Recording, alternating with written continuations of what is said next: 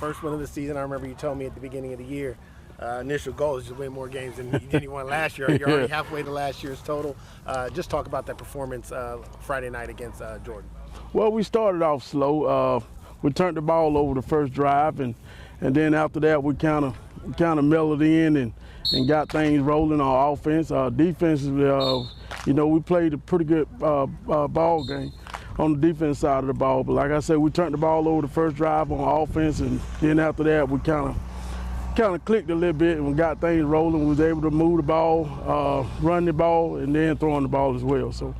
Talk about how you build off of this win and the momentum that you can kind of carry over as you get a bye week now to get some extra scouting work in and then come back next week. How do you kind of just keep the team in it and make sure that they're building off of that win? Well, I mean, it's always good when you can get the first win or get the win, period.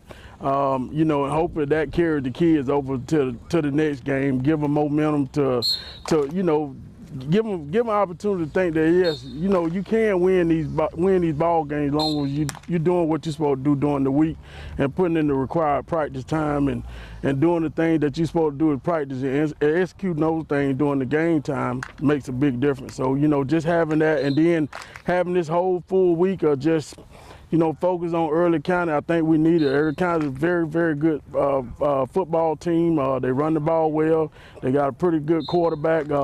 Defensive, they're sound. So it's gonna be a tough football game. We needed these 2 weeks to prepare for them. You talk about some of those details in order to clean them up here in practice so that you're prepared for a game like Early County.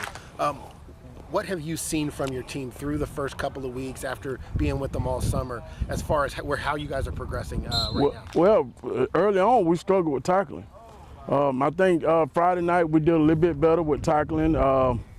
And then offensively, we struggled with finishing our blocks. I think we did a better job on Friday night of just finishing our blocks and whatnot. And every game that we go into, we teach the kids, we tell the kids, hey, you can win this football game. As long as you do X's and O's correctly and you execute like you're supposed to, you can win the ball game. If you look at the game that we've lost, we beat ourselves. Missed tackles, not finishing blocks, you're blocking the wrong person. I mean, we're actually defeating ourselves before we even start the ball game or even finish the ball game. We're defeating ourselves by not doing what we're coached to do.